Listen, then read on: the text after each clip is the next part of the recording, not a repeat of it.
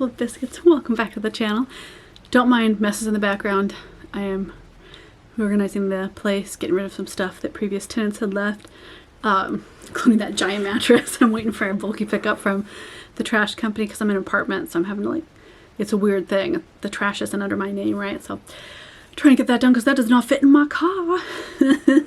Okay, biscuits, maybe you are traveling this summer with kiddos, and maybe you just have food sensitivities, or you're a persnickety eater like me, and you want to not have to eat out all the time.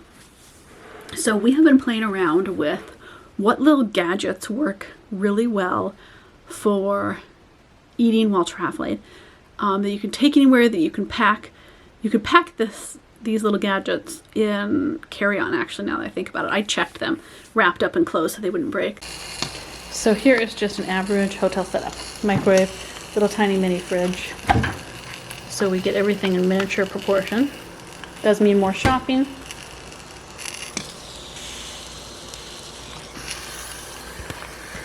So it definitely means more shopping, more picking up of stuff.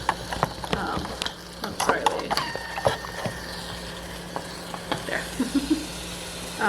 Definitely, without question. Just because you're having to buy in small portions, but it's really fun, you know, microwave thing. If you have small kids, it makes life so much easier. This is a universal good one. You can use it as a marinade. You can use it as a butter for savory for like grilled cheeses. You can use it on sandwiches like you're supposed to. It's very handy.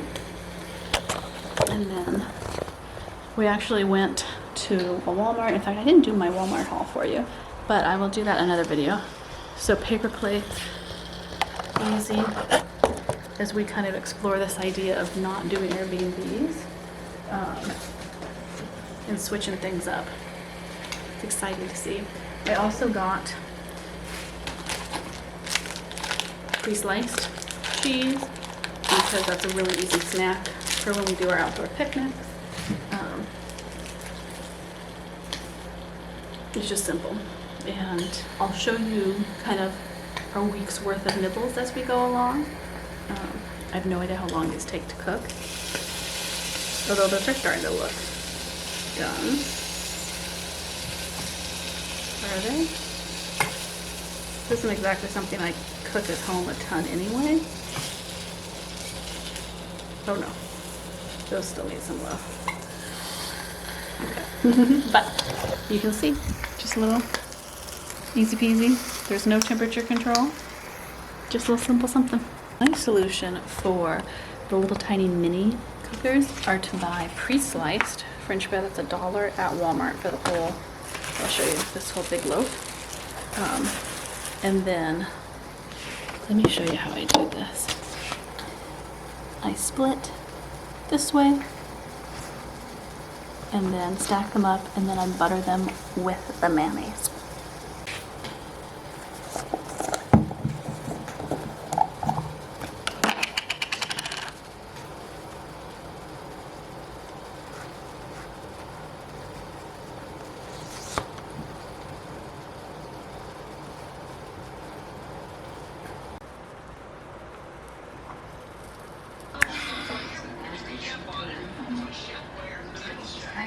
We got glow-in-the-dark, all-American, red, white, and blue, because that's the only ones we could find.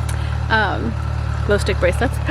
Pear's working on the white one. We got the red and blue one, so we're all going to wear these around so we can play around the campground at night, and also just for fun. We've got dinner marinating, so I got this Italian marinating dressing on the pasta salad. Oh yeah, brother! We have these fun square marshmallows I found. I've never seen those. We got our chocolate and our graham crackers.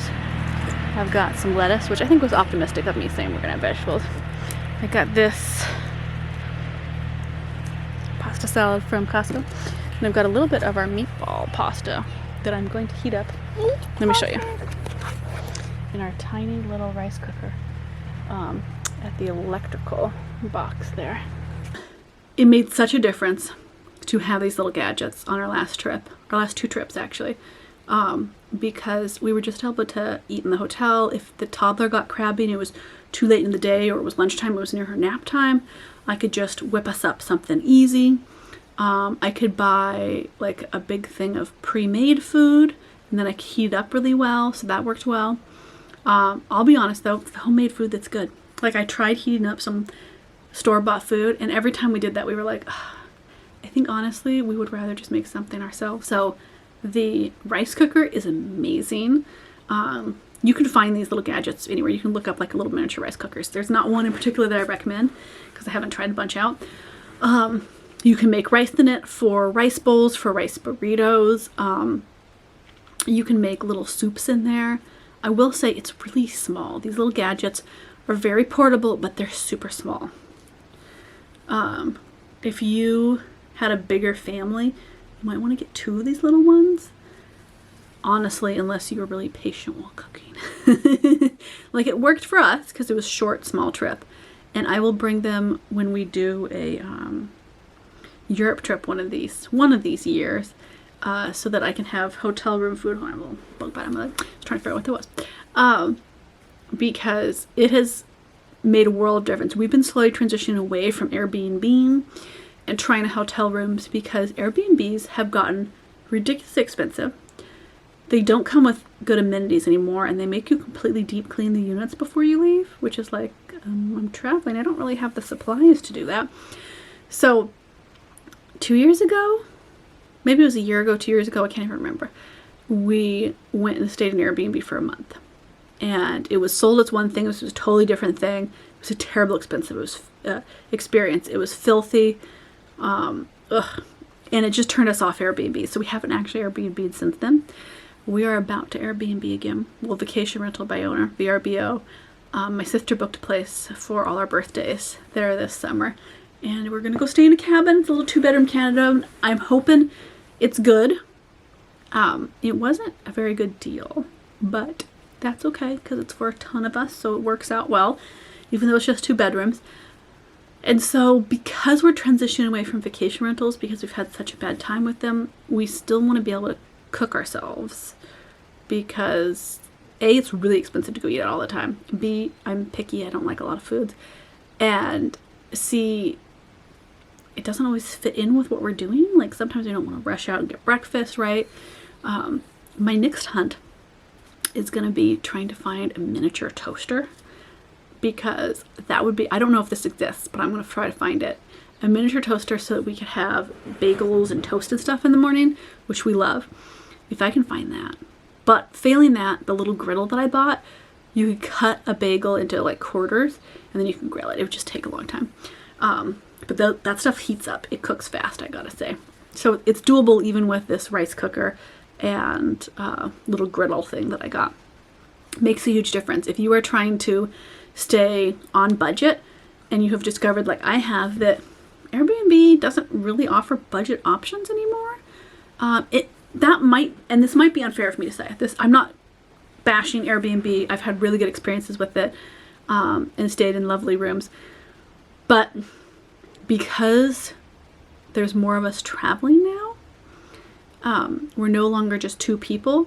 We often can't book a room, and so we have to book a whole place, and that does make the price go up a lot. And I'm quite happy to, when we're traveling, just all bundle into a room, quite honestly, because it lets me keep an eye on the kids better. It's the same size often as a hotel room, but then you get a kitchen and a bathroom and hopefully a washing machine as well.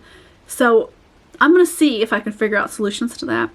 And we have a trip, not booked or anything, but we're dreaming of a trip to Eastern Europe, where I think vacation rentals are more affordable and we might be able to just book a nice, fabulous vacation rental all on its own.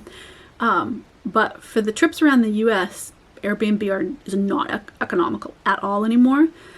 So I'd kind of rather stay in a more budgety hotel. It comes with a free breakfast. They often have a pool, which most Airbnbs don't. Sometimes a hot tub. And the big thing that was stopping us from that we found the solution to, is how do we feed ourselves, you know?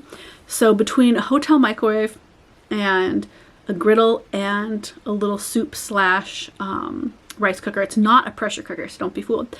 Yeah, because I don't even know how a pressure cooker works without one tiny chicken breast. It's made a big difference. I highly recommend it. I've been in situations traveling where I've booked rooms in Airbnbs, not realizing you can't really access the kitchen because the owners don't want Airbnb guests there. And that was really tricky, and I wish I would have realized that I could buy these little tiny gadgets for that, because it would have saved me a lot of going back and forth to grocery stores and trying to find cheese and some bread and like, this is what we're eating, I guess. We have no cooking utensils. Definitely bring cooking utensils. I didn't. All I had was the rice spatula. That was a mistake on my part. But I love, something we want to get back into as a family is traveling more. We've really missed that, and we haven't traveled for any real big amount in a long time. In the last 5 years, we've done maybe 2 trips around the US that were any length of time. We just haven't traveled. We went to Michigan and house hunted, but I'm not going to count that because that was like a mission trip. And we really miss traveling. Abraham talks about it to me. I know I miss it from a creative standpoint. I have some locations I want to go visit that are going to be in one of my novels coming up. Oh my God, I'm working on finishing my latest novella, and my heart is going to be so happy to share it with you. You're going to laugh your butts off. There's an evil chicken. I mean, it's not really a chicken, right? Like, it's a monster thing disguised as chicken. But I'm having such a good time writing the dialogue for this evil chicken. It's a naughty, kinky, bad, dirty, bad chicken in my romance novel. And you know my romance novels are very spicy, but with a lot of humor, right? Like, it's kind of self-aware spicy, which is my favorite kind of spicy. And I'm just so enjoying writing the dialogue for these characters. I'm hoping now that things are calming down, I can get that to you soon, because I know you biscuits are just biting at the bit. No, biting at the bit? I think it's biting at the bit for a new novel. How many of you have read Oak Island Vector, Manhurst Station, Which Way to Romance, those last 10 pounds? Have you read all 5 of those? If you have, put the number 5 down in the comment box, because I'll be totally honest, I'm genuinely curious how many of you have read all of my novels on here. I know a lot of folks on Patreon have, because you send me messages about the books that you're reading, but do people that follow me on YouTube here and watch my videos, do you biscuits read all my novels? I'll link them down in the description box. You can just download them right onto your Kindle, your Kindle Paperwhite. It's very quick and easy. So if you want to travel on a budget, try these little things. It's super simple. They are not expensive. If you are traveling overseas, you can get converters